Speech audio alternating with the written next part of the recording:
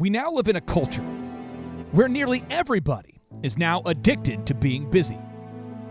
According to Psychology Today, the average American is interrupted by their smartphone a minimum of 85 times per day on average. So if you're perpetually distracted, how can you lead a staff of 300 people? And how could you lead a church congregation of more than 10,000 people? The answer is simple. You can't. And that is why on today's show, I am super honored to be interviewing Pastor Brady Boyd, the senior pastor of the 10,000 plus member church called New Life Church, based in Colorado. On today's show, he teaches how to hold your people accountable, how to scale organizational leadership, and how to move beyond mindless busyness in order to achieve your goals. Some shows don't need a celebrity narrator to introduce the show, but this show does. 2 men, 8 kids, co-created by 2 different women, 13 multi-million-dollar businesses. Ladies and gentlemen, welcome to the Thrivetime Show.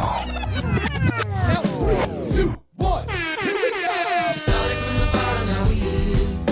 Started from the bottom, and we'll show you how to get here. Started from the bottom, now we here. We started from the bottom, now we here. Started from the bottom, now we here. Thrive Nation, yes, and yes. Welcome back to another exciting edition of the Thrive Time Show on your radio and podcast download. And Dr. Z, on today's show, we are interviewing a pastor who leads a congregation of more than 10,000 people. How is that possible? Since becoming the senior pastor of New Life Church in 2007, Pastor Brady has written 5 books and has sent out 6 church plants while helping to grow New Life Church into one church with multiple locations. Pastor Brady is kind of a big deal, but a humble guy. It's a unique blend, Z. It's kind of a big deal and super humble. Pastor Brady, welcome on to the Thrive Time Show. How are you, sir? I'm doing well. I appreciate you calling me humble. I've got plenty of things to keep me humble around here. So, hey, it's good to be with you today and excited to talk about anything you want to talk about. Well, this is where I would like to start. I think I'm sort of a church nerd. Z. I like to look up some of the fastest growing churches, and I want to ask why, how, what's going on. If it's growing fast, I'm always curious. Pastor Brady, for the listeners out there who are not as familiar with the church that you pastor in Colorado Springs, I'd love for you to share a little bit about the history of New Life Church and your involvement in growing this church. Well, I'm the second pastor in 33 years at the church, and the founding pastor was Ted Haggard, and Ted Haggard did an amazing job of starting the church, growing the church. But then, as many of your listeners may know, in 2006, it was an epic moral failure that was on the front page of every newspaper, the lead story of every national newscast for 3 days. And so that was a dark time in the history of the church. At that time, I was at Gateway Church in Dallas-Fort Worth. And in August of 2007, I became the second pastor in the church. So I've been here 11 years. The church has really had remarkable times and dark times. I mean, it's a lot like any family that's listening to this show. We had times when our family was really thriving. And there was probably times where your family had secrets and had pain that you didn't really want to talk about. But you've seen, people walk through those pains and come out on the other side. And that's really the story of New Life. This is a church that should have folded. We had a scandal and violence on our campus in 13 months. In December of 2007, we had a gunman come on our campus and open fire, killed 2 of my teenage girls in the parking lot. So think about this. In 13 months, we had a scandal from its founding pastor and a shooting on the campus that claimed 2 lives and injured 5 other people. And still today, the church is thriving and prospering. It's really New Life Church, in my opinion, and I know I'm biased, is one of the miracle stories in American church history, because we should be a big used car lot right now. This place should be shut down. And instead, by God's grace, honestly, we are thriving and prospering, but it's a real miracle story. I think there is a powerful teaching moment for all the leaders out there there's several that you just shared. I would like to unpack these, Z. One is when you ever have a leader of a company or a leader of anything that gets removed because of a moral faux pas, or you have violence or death. And I mean, these are like the worst scenarios. Correct. Pastor Brady, how did you get up in front of your congregation and share it, deal with it, own it, and move on? How did you just deal with it and not act like there's nothing wrong, but how did you own it, deal with it, move on? Because I think a lot of people just lament about it for years and years. You have how did you deal with it? Well, in my opinion, and I didn't coin this phrase, a lot of people have used this phrase, but I believe it. I believe trust is the currency of leadership, and you can only spend it if you have it. And the thing that I did well, I didn't do everything well, but the thing that I did well as a leader in those weeks and days and months after the scandal and the shooting was I stood up in front of my congregation and I told the truth, and I was sincere, and I was human, and I said what I meant, and I meant what I said, and I had to re-earn trust. And, you've heard this phrase that trust is earned in drops, but it's lost in bucketfuls. And we lost a bucketful of trust with our people. And really, there were a couple of years where I didn't know if the church would survive. Because church, unlike a business, I have a church of over 10,000 people, but I only have a staff of about 130, which is a big staff. But so most of the church is run by volunteers. We have 3,500 active volunteers at the church. So those people show up because they want to be there. And the church can't exist unless people show up to serve and to give their lives away serving the work of the church. And so there were a lot of days and weeks and months that if people had walked away from New Life Church because of mistrust or because of pain that was not healed, then our church would have no longer existed. So let me just say something. When you have faithful people surrounding you, you have a chance of making it. When you have people around you that trust you, who are faithful, who are committed, then you can make it. Your organization, your company can walk through almost anything. If they're faithful and committed and they are godly and they have good character. But when you have people that walk away because of pain or hurt, and listen, most of the volunteers in our church had a good excuse to walk away. I mean, no one would have blamed them for leaving the church or going to another church. But I found that New Life Church had the most faithful group of people I've ever been around in my life. And because of their faithfulness and because of the trust that I was able to regain with them, that's why the church thrived. And a whole lot of prayer. I mean, thousands of hours of prayer meetings where we gathered and prayed together. That's what saved the church. Pastor Brady, I don't want to take what you're doing in the faith and kind of make it completely secular and remove the Christ aspect of your church. But I do want to get into the tactics, and because I think a lot of our listeners out there, and Pastor Brady, I'm sure you've never run into people like this. We have a lot of Christian listeners who listen to the show, Z. Yes. A plumber, let's say, Christian dentist, Christian plumber, Christian doctor, and their business is not growing. And they'll come to a conference, we'll meet them, and I'll say, "What's your strategy?" And they say, "I'm just praying." Now, I think there is you do need to pray, right? We need to pray. You need to pray for the supernatural, but you also have to do in the natural what you can do. So I want to get into the first 4 hours of your typical day and how you organize that day on a very tactical way. But I also want to get into the spiritual aspects of the first 4 hours of your day. How do you plan and balance those first 4 hours of every day? Well, this may surprise you, but I try to sleep, and I think let me tell you, I think one of the, and I don't sleep the first 4 hours of the day, but I try to wake up rested. And I think a lot of leaders get in trouble because they don't know how to manage their energies. And I'm 51 years old, which that's young. I'm not old. You're looking good though. You look 27. You look 27. I just want to right there. Thank you. I don't feel 27, but I'm 51, and I think one of the key things for leaders is learning to manage your energies. And learning to give your best things to the best purposes, and to give the best part of your day to the things that are the most important part of your business. And I know a lot of leaders, they wake up and they wake up tired because they did not go to bed early enough.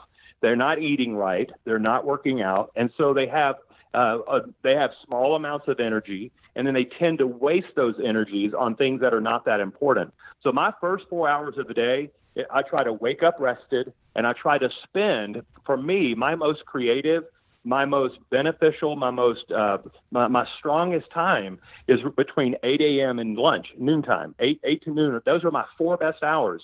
And so for me, I preach every week. So I create new content for a 30-minute sermon, a speech, a sermon that I have to stand in front of thousands of people every week and give a brand new 30-minute speech that has to be good. Now, the good news is that I have the scriptures that, a 2,000, 3,000-year-old set of scriptures to guide me. So that helps with content.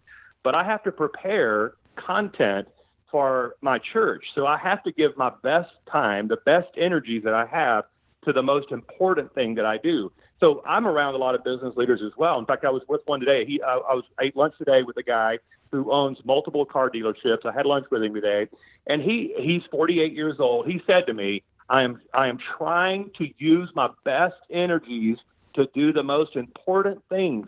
And so I know exactly how that feels. If I got up on every morning and wasted those first 4 hours on things that were really not that important, what would suffer would be my sermons on Sunday, which are some of the most important things that I do.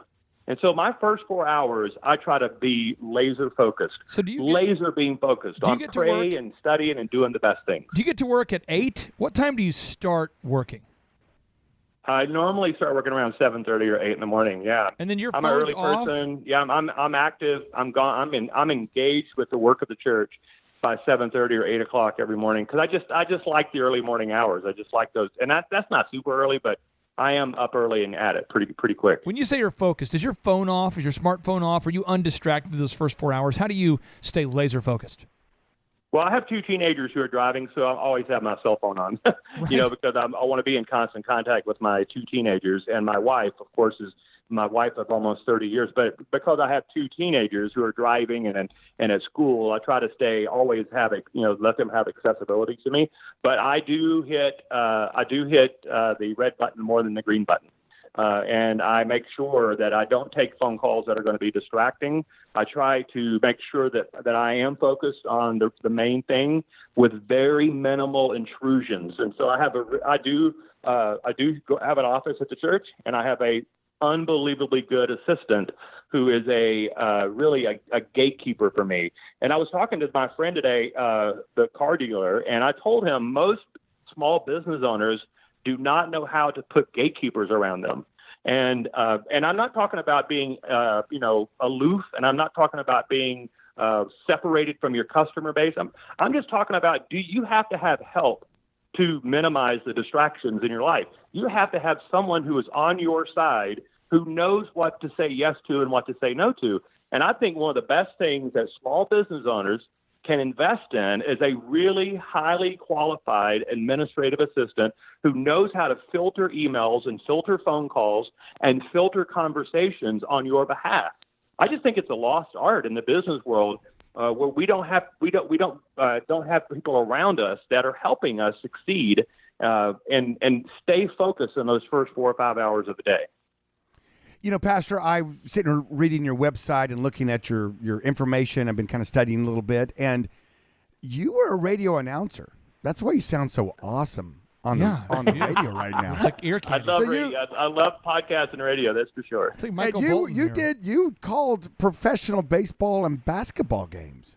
What teams? I was the play-by-play announcer for the AA baseball team, the Shreveport Captains, which was the AA team for the San Francisco Giants major league team. Nice. I did that for 3 summers. I would sit in a booth for 3 to 3.5 hours by myself with no color guy and just call professional baseball by myself for 3.5 hours on the radio. And that's really where I learned to tell the story. I can tell stories now. That's awesome. Pastor Brady, I want to ask you this.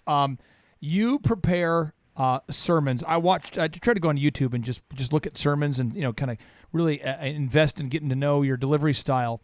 Can you explain to listeners out there your process for writing sermons? Well, I thank you. I love it. It's a joy and it's a sacred privilege, first of all, to share the scriptures with people. And so I see it as a sacred privilege. I see it as an honor. And I think the thing that I would tell pastors who are trying to prepare sermons or anybody trying to prepare a speech of any kind is to know who you're talking to. and know your audience. In fact, before we came on this podcast, I asked you, who's listening to this? Right. Who's going to be listening? I asked you that question on purpose. Yeah. Because I think a lot of people get up and they share content, really good content, but they miss the mark because they don't know who they're talking to. They don't know that you have to have an idea of who's listening. You have to get into their emotions. You have to tell stories that open their hearts. You have to know who your audience is.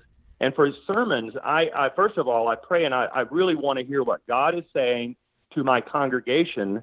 And that's the first part. But the second part is I want to know what's happening in the lives of my congregation. Where are they in their spiritual journey? And how can I help them? How can I strengthen them? How can I encourage them? And so I know a lot of pastors, when their church starts getting bigger, they start actually getting separated more and more from the very congregation that they're called to lead.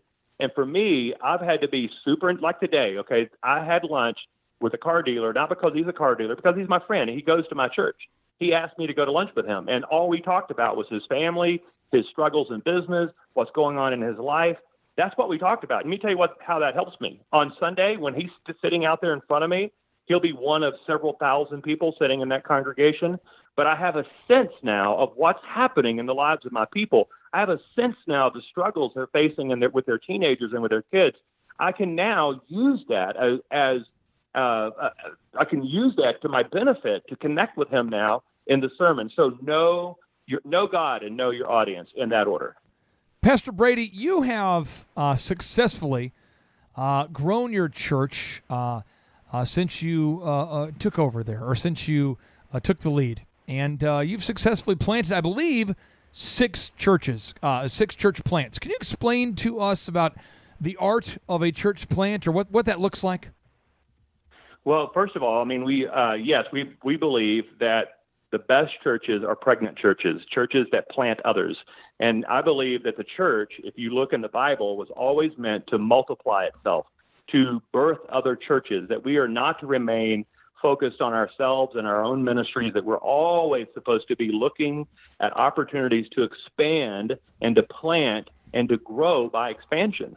And so that's one of the primary calls on the church. That's been true now for 2,000 years. We believe the Great Commission, go into all the world and preach the gospel, is still the mandate that the church has today. And so as part of that mandate, we believe that when we see opportunities in other communities to plant churches, that we should be faithful to do that. What that means, though, is that I have to send out some of my best leaders. My best leaders, in fact, over the last 11 years, some of my best leaders, most talented, gifted leaders have left to go do good things. But in response to that, and this is something for business owners. I know business owners are listening to me right now. Do not fear sending out and releasing your best staff. Treat them well on their way out. Let me tell you what happens. Word gets around that you treat people well, and guess what happens? Good people will want to come work for you. But if people that leave your company are treated poorly, guess what those people are telling their other young friends? They're telling their other young friends that you're not a good person to work for, and you'll find it more and more difficult to hire really young, talented staff. So for me, at our church, when a young man or young woman wants to leave our church for a good reason, they want to go do good things, God's calling them out, I try to lay my hands on them. I try to pray over them. I want to bless them. I try to give them money and support, because when they leave with the blessing of my church, I don't have any trouble now finding young men and women who want to come and serve with me, because they know it's not Hotel California, right? You can check in, but you can't check out. No. I mean, that's what a lot of churches and a lot of businesses feel like Hotel California. And all the people over 50 know the song from the Eagles, right? That you can check in, but you can't leave. And I think that is an awful way to run a business. I think it's an awful way to lead your church.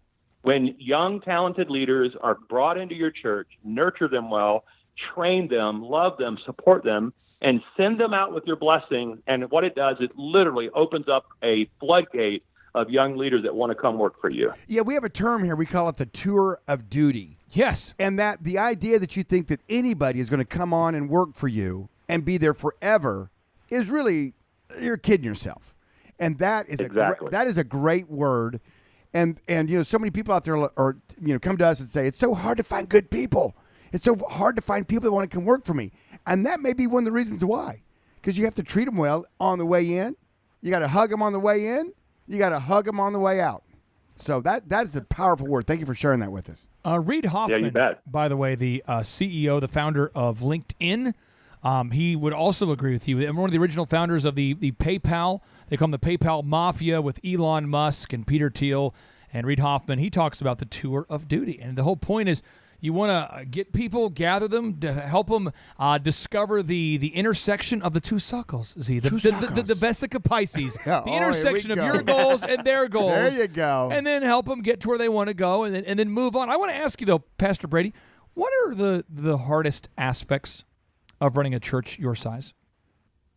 Well, this may surprise you, but I am human and I don't like to be criticized. And I think anybody that's doing anything significant is being criticized right now. And you can look across the political landscape, you can look across the church landscape, and you see more and more leaders who don't handle criticisms very well.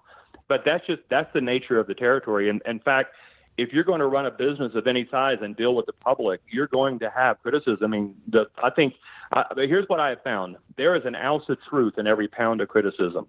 And I actually read Google reviews about my church. I actually read negative emails. I actually just did a church-wide survey where I asked people for their opinion, and I got back about 1,500 responses, and some of them were negative. And I read every single one of them. I've learned to not be so thin-skinned, because if we're in this for the approval of people, then the approval of people is what we will live for. And that's a dangerous place to be. If we're really in our churches and in our businesses for the sake of God's kingdom, then his approval will be what we ultimately live for. But the reality is we are also dealing with a broken humanity. And because of social media, the criticisms are instant and unfiltered. I tell people that Facebook and Instagram and Twitter, that used to be what we called journaling. Now it's public domain. Like, you would write these things down, frustrated at night, go to bed, fill up and feel better the next day. And what you wrote down in your journal the night before would have never been publicized. But that's different today. People immediately emote on social media, unfiltered. They don't sleep on it. I call a lot of them are keyboard cowards. And they get on their keyboard and they attack. They're going to be difficult. They're going to say things personally about you. And if you can't handle that in today's culture, then you won't lead with any kind of significant influence. Most leaders can't handle criticism, and I find it difficult. I find it's terribly painful. Some of the most painful moments I've had as a pastor is when people leave my church for stupid reasons, for foolish reasons. Now, I don't mind if people leave the church for good reasons, but I try not to provide good reasons. Most of the time when people leave my church, it's for silly reasons. And that's hurtful. It's painful. A lot of people stop being customers of your business for silly reasons. And if you can't handle that, then you probably don't have longevity as a leader. Pastor Brady, I understand that New Life now has multiple congregations. Can you share with us what this looks like and why you decided to organize your church this way? Well, we do. We have multiple congregations that all are under one umbrella of New Life Church. And what we have found is that because our city is about 600,000 people, and so not everyone in our city will come to one building. And more people are looking for smaller, more intimate places of worship. And unfortunately for New Life, our main building, New Life North, has a 5,000-seat auditorium. So it's like a college basketball auditorium when you come to our building. And while we work really hard to make that big space feel warm and welcoming and make it feel intimate, still it's a 5,000-seat arena. And so what we've realized is that a lot of people, especially in today's postmodern, post-evangelical culture, that they want to go to smaller buildings, smaller spaces where they can be known, where it feels more intimate and feels a bit safer for them. And so we have launched these congregations all over our city. Downtown, we have a Spanish-speaking congregation. We have a congregation in Manitou Springs, which is a tiny community right outside of Colorado. We have a congregation that meets on Friday night in a smaller room at our main building. So, and all of these are led by live preachers, people that are standing on the stage. So it's not video. It's all live preaching with a shared leadership. I lead that group. We all kind of preach from the same text. So in whatever congregation you go to at New Life, you're going to hear somebody's going to be standing on that stage that is your pastor preaching a live sermon, face-to-face, eye-to-eye, person-to-person to you. And it has worked really well for us. I mean, we have found that when we can start these smaller congregations with real intentional ministry, with people who are preaching and teaching to people that they know, that our church will grow and thrive. And I think there's something to be learned in the business world that when you expand your business, make sure that the people that are leading those expansions are carrying your heart and your values, that they know you, you know them, and they are not just multiplying your business. I think that's the easiest thing to do is to multiply your business. The hardest thing to do is to multiply your values. And so what we've done here is work really hard at making sure that when these pastors leave our church to go plant or to start these congregations, that we have shared convictions and shared values. And that's why these congregations have worked for us. Pastor, whenever we get questions, email questions in a lot. And one of the big questions we have is, how do I know it's right for me to open up a second location? How do I know it's time to grow my business? A lot of guys have they have one location and they're in there physically, and they're kind of little like, well, if I open up a second location, I can't be in two places at one time. And they're a little fearful. They're a little like, what's going to happen? And how do I know it's the right thing to do? And how do I do it? And so can you kind of speak into that, the businessmen out there listening right now going, I've got a business that's rocking, doing really well, and I might want to dip my toe in the old pool of opening up a second location. And you've done, 6 or 7, as you said? Yeah. And there are some principles that are the same. There are some, obviously, we're a church. We're a nonprofit, and so there are some leadership dynamics that are a bit different. But I will tell you this, it always rises and falls with leaders.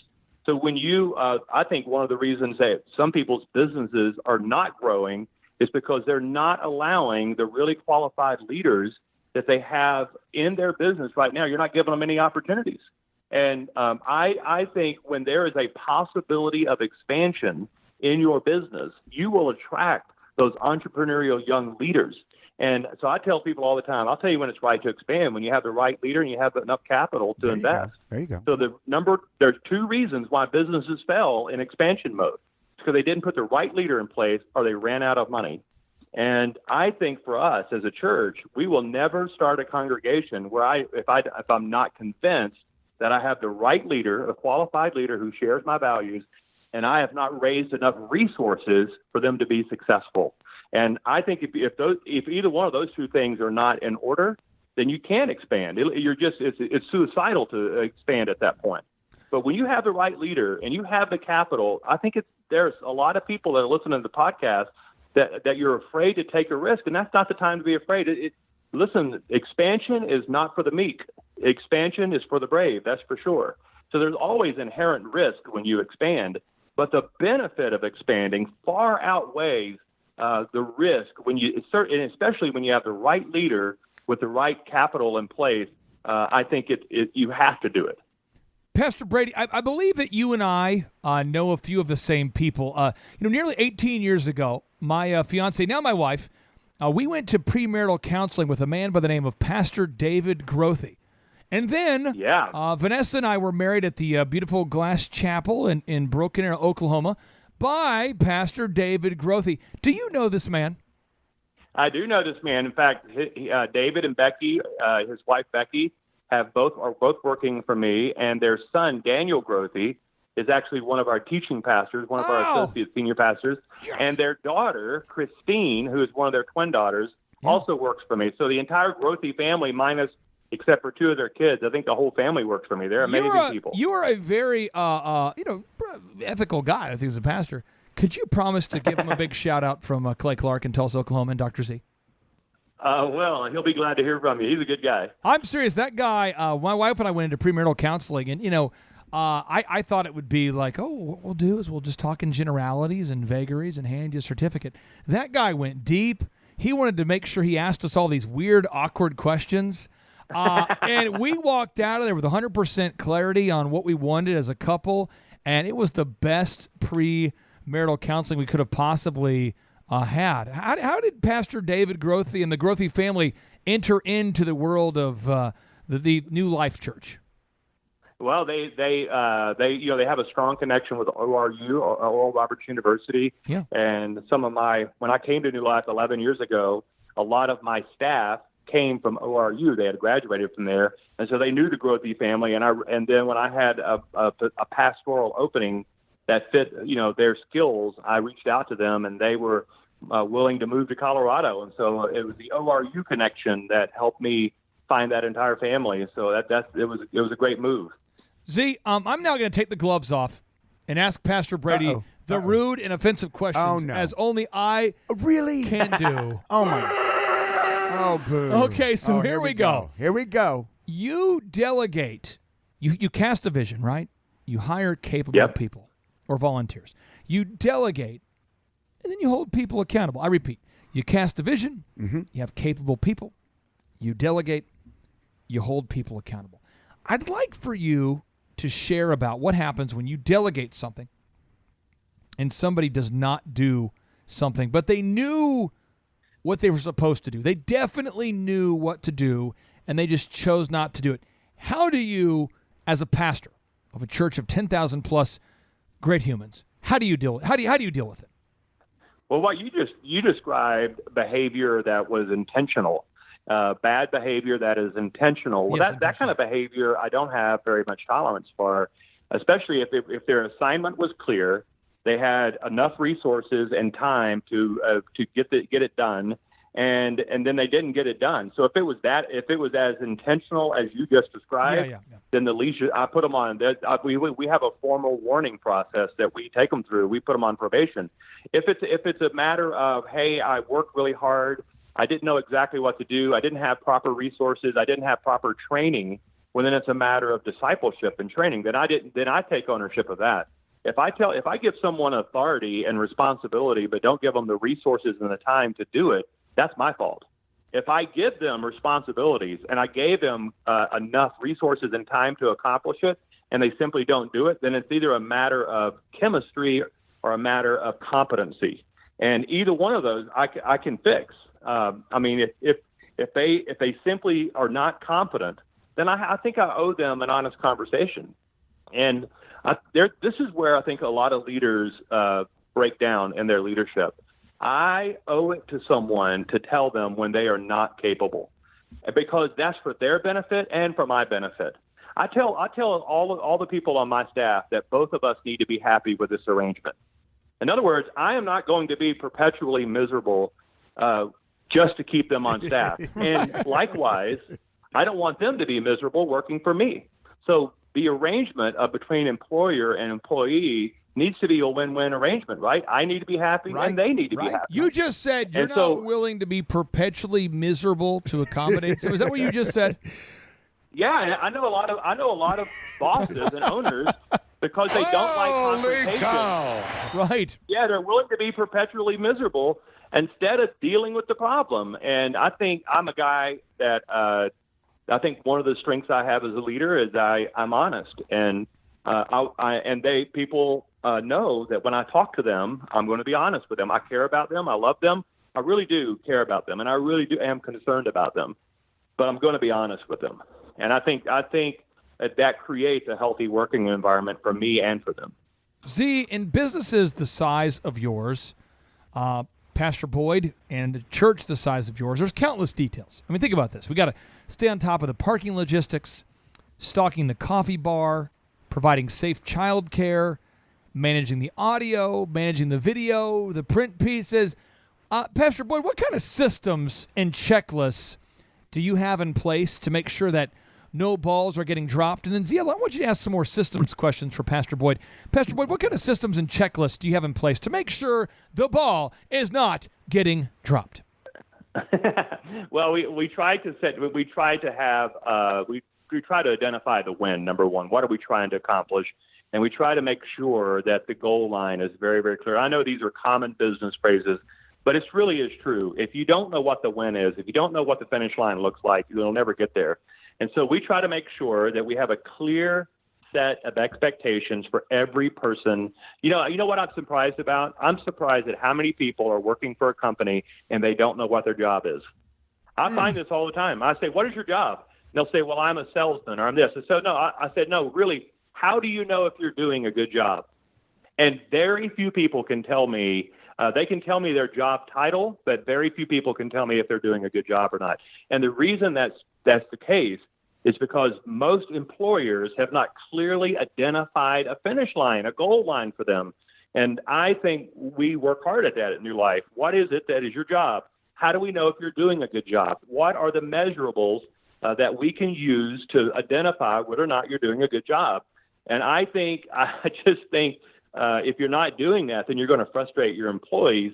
And so we have a clear checklist of what we expect from people. We evaluate it often in a relational way. So it's not a corporate, top-down, heavy-handed leadership style. It's super relational. It's very personal, but it's also very intentional.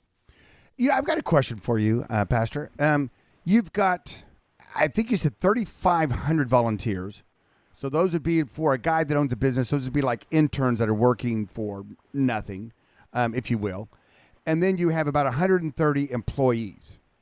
How many of all full-time? Yeah, 130 full-time and about 200 part-time. Okay, so now we've got about 330 employees, but 130 of them are full-time. So you have an army of people. How many of those? A lot of people. How many of those people? Maybe 300 have direct access to you? Like Jesus had 12. Well, they would all. I would know of my full-time and part-time employees, which is about 300. I would know almost all of their names.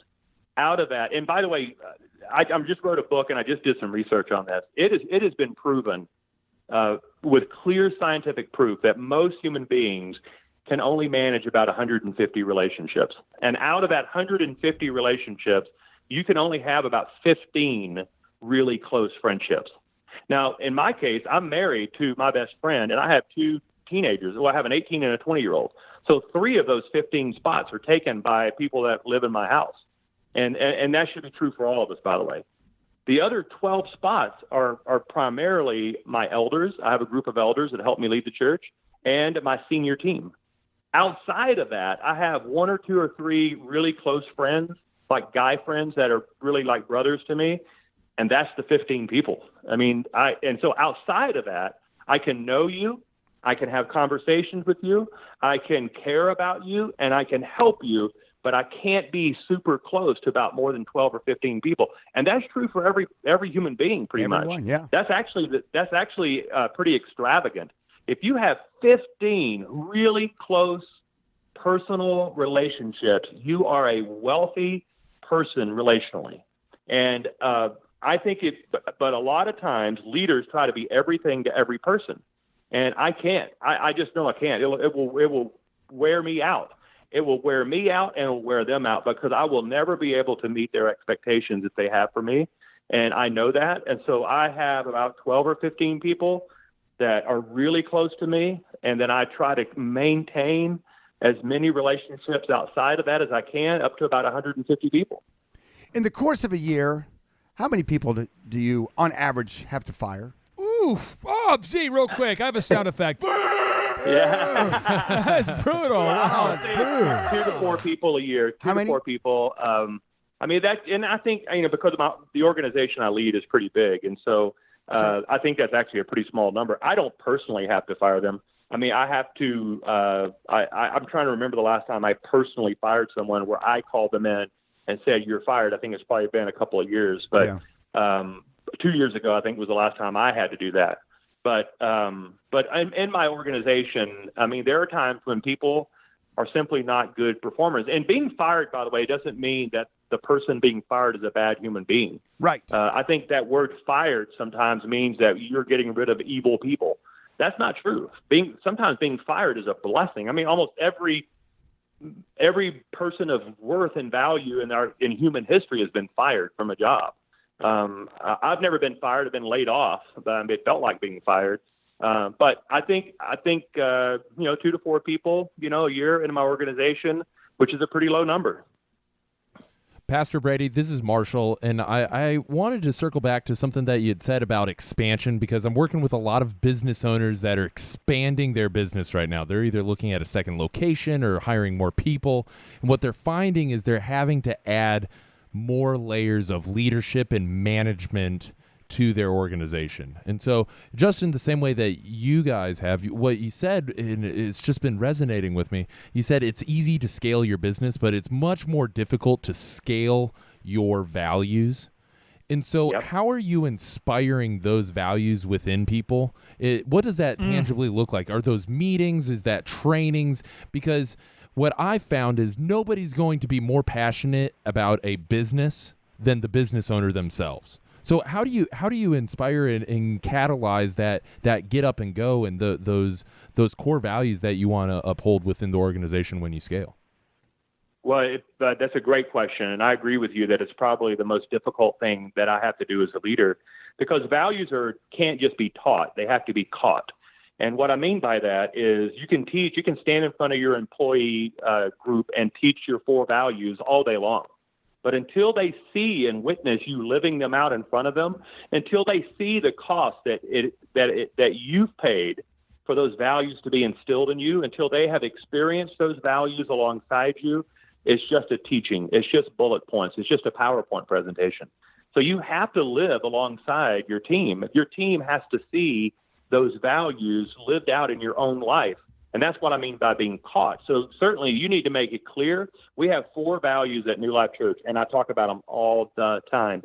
But until my team sees me live them out, then it's just information. It's not transformation. It's not revelation to them until they watch it, and it's really the leadership model of Jesus. Think about this.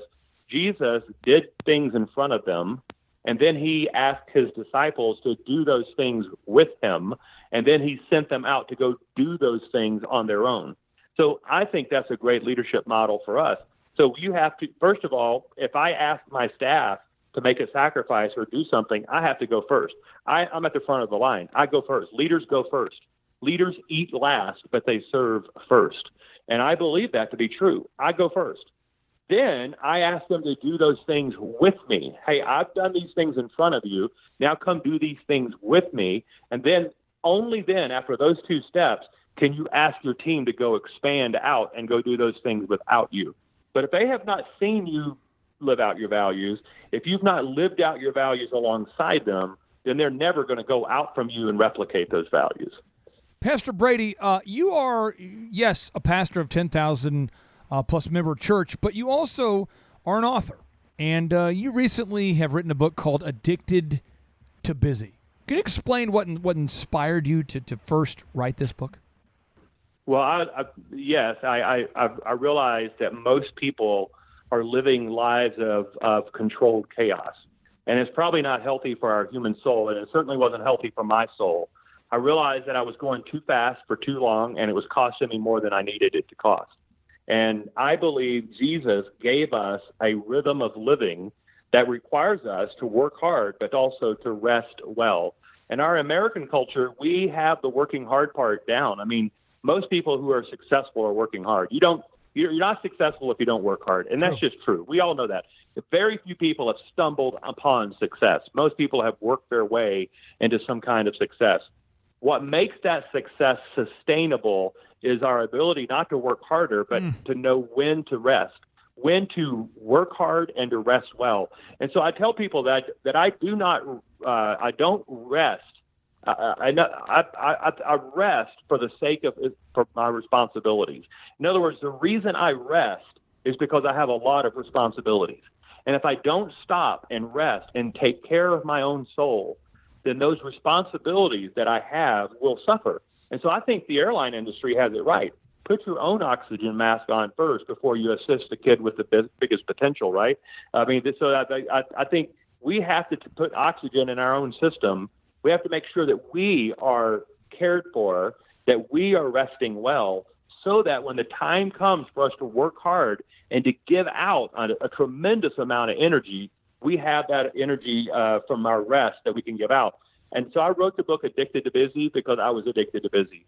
And I needed to learn how to slow down and care for my soul so that I could take care of the responsibilities that God was giving me. That's why I wrote the book. And it is the best book I've written and the most difficult book that I've ever had to follow. Pastor Brady, I have one more question for you. I know he's going to one-up me with a question that is more profound, that makes more sense, the one that's more articulate, one that really the people are going to like more. But this That is puts a lot of my pressure on me, by the lead-off way. question here for you. A lot of pressure. Outside of the Bible, which I recommend and you obviously recognize as the irrefutable Word of God, is there a specific book that you would recommend for all of our aspiring and current entrepreneurs out there, all the leaders out there? You say, yes, I recommend the Bible, and I also, like, this particular book benefited you, or a couple of books?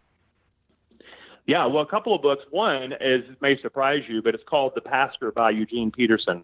I think and Eugene Peterson just passed away. I think he is a pillar of the faith. I think we lost a treasure in the body of Christ when he passed away a few weeks ago, and he was so influential in my life. I got to spend some time with him at his lakeside home in Kalispell, Montana. I have a picture of that meeting in my office. But The Pastor by Eugene Peterson is a beautiful book on finding these good rhythms. He led a large church. He wrote books. He was a seminary professor. He had children. He was married. And yet he found this beautiful spiritual rhythm, a way of living that looked like Jesus. And he talks about that in the book called The Pastor. And I just find it really fascinating. I think it's a super good book. I've read it many times. I've given it away many, many times. I think there's a ton of books out there that I've been reading lately.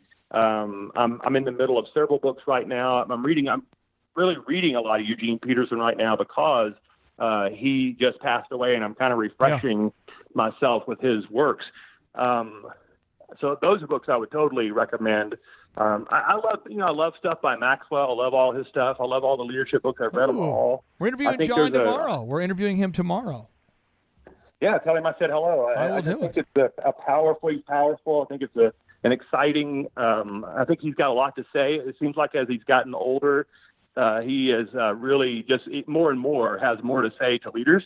I'm terrible about sometimes I read books and I forget details about them. So I'm looking for one right now that I'm right in the middle of, but it's on obscurity and hiddenness.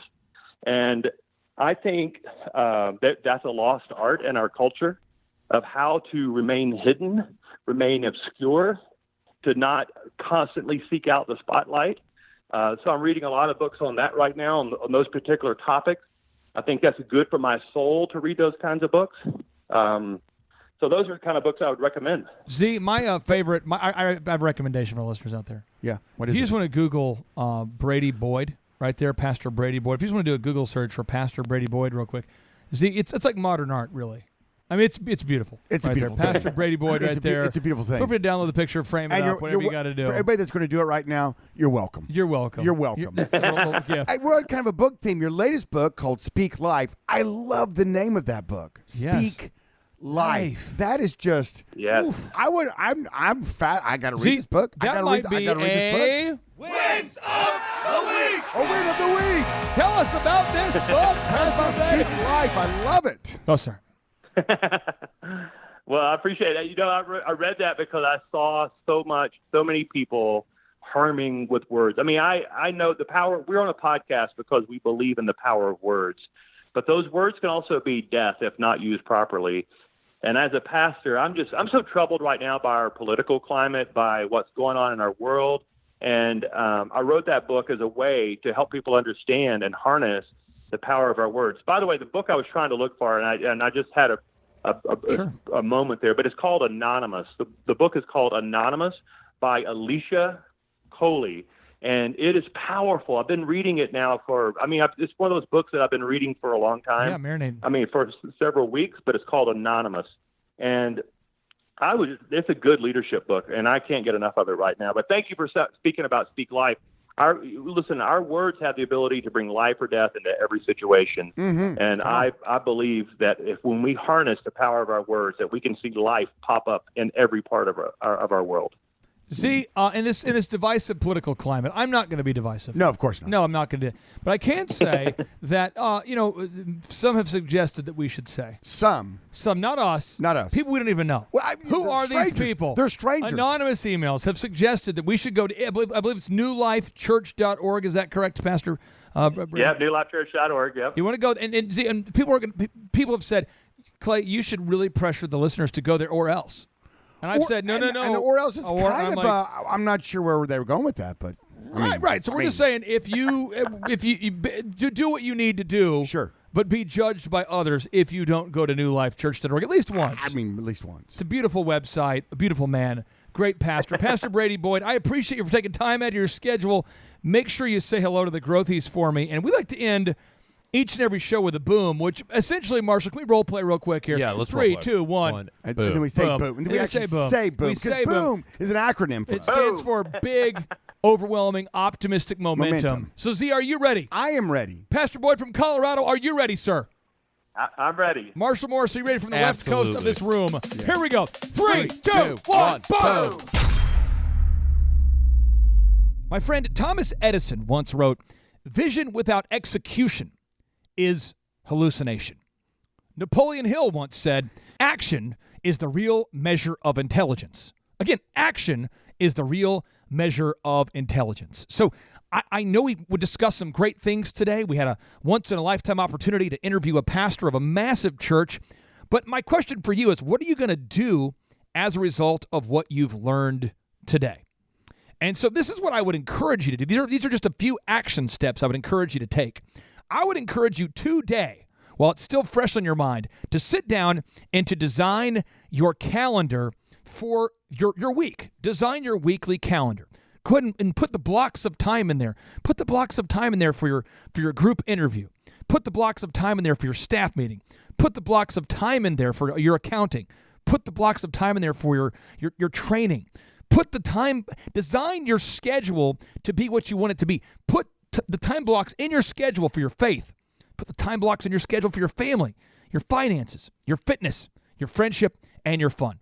Because to quote Lee Cockrell, the former executive vice president of Walt Disney World Resorts, who once managed over 40,000 people, and think about this for a second, and 1 million customers per week. Again, he managed 40,000 employees and 1 million customers per week as the former executive vice president of Walt Disney World Resorts. And he once said to me, he said, "What gets scheduled, Clay, gets done. What gets scheduled gets done."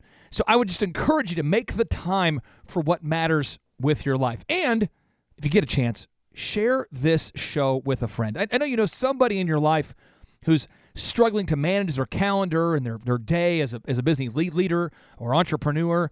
And I would encourage you just to share this podcast with them via Spotify, iTunes, iHeartRadio, or streaming right there on the thrivetimeshow.com website. And I'll see you tomorrow.